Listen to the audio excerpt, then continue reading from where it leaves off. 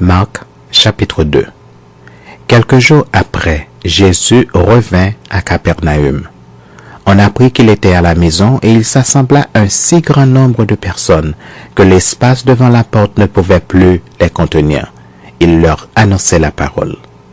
Des gens vinrent à lui, amenant un paralytique porté par 4 hommes. Comme ils ne pouvaient l'aborder à cause de la foule, ils découvrirent le toit de la maison où il était, et ils descendirent par cette ouverture le lit sur lequel le paralytique était couché. Jésus, voyant leur foi, dit au paralytique, « Mon enfant, tes péchés sont pardonnés. » Il y avait là quelques scribes qui étaient assis et qui se disaient au-dedans d'eux, « Comment cet homme parle-t-il ainsi? Il blasphème.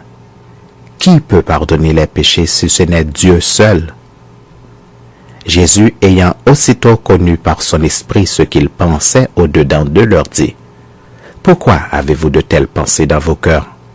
Lequel est le plus aisé, de dire au paralytique, « Tes péchés sont pardonnés » ou de dire, « Lève-toi, prends ton lit et marche » ?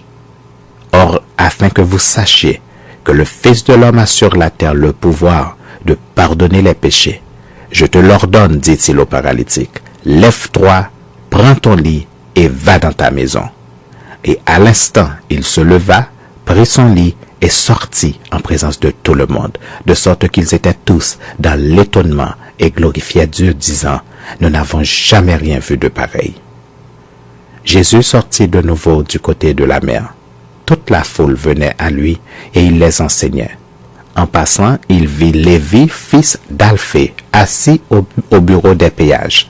Il lui dit, « Suis-moi. » Lévi se leva et le suivit. Comme Jésus était à table dans la maison de Lévi, beaucoup de publicains et de gens de mauvaise vie se mirent aussi à table avec lui et avec ses disciples, car ils étaient nombreux et l'avaient suivi.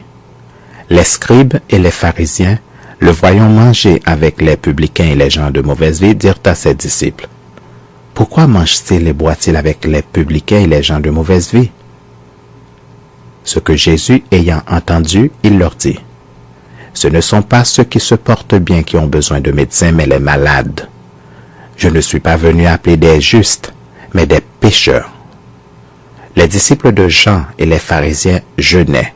Ils vinrent dire à Jésus, « Pourquoi les disciples de Jean et ceux des pharisiens jeûnent-ils, tandis que tes disciples ne jeûnent point? » Jésus leur répondit, « Les amis de l'époux peuvent-ils jeûner pendant que l'époux est avec eux? Aussi longtemps qu'ils sont avec eux l'époux, ils ne peuvent jeûner. Les jours viendront où l'époux leur sera enlevé, et alors ils jeûneront en ce jour-là. Personne ne coud une pièce de drap neuf à un vieil habit. Autrement, la pièce de drap neuf emporterait une partie du vieux et la déchirure serait pire. Et personne ne met du vin nouveau dans de vieilles outres. Autrement, le vin fait rompre les outres et le vin et les outres sont perdus.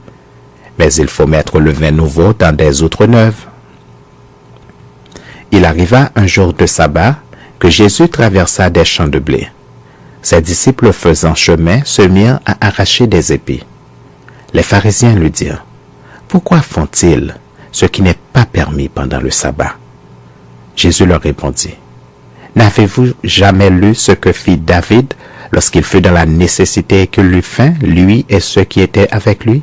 Comment il entra dans la maison de Dieu du temps du souverain sacrificateur Abiatar et mangea les pains de proposition qu'il n'est permis qu'aux sacrificateurs de manger, et en donna même à ceux qui étaient avec lui? Puis il leur dit, « Le sabbat a été fait pour l'homme, et non l'homme pour le sabbat, de sorte que le Fils de l'homme est maître même du sabbat. »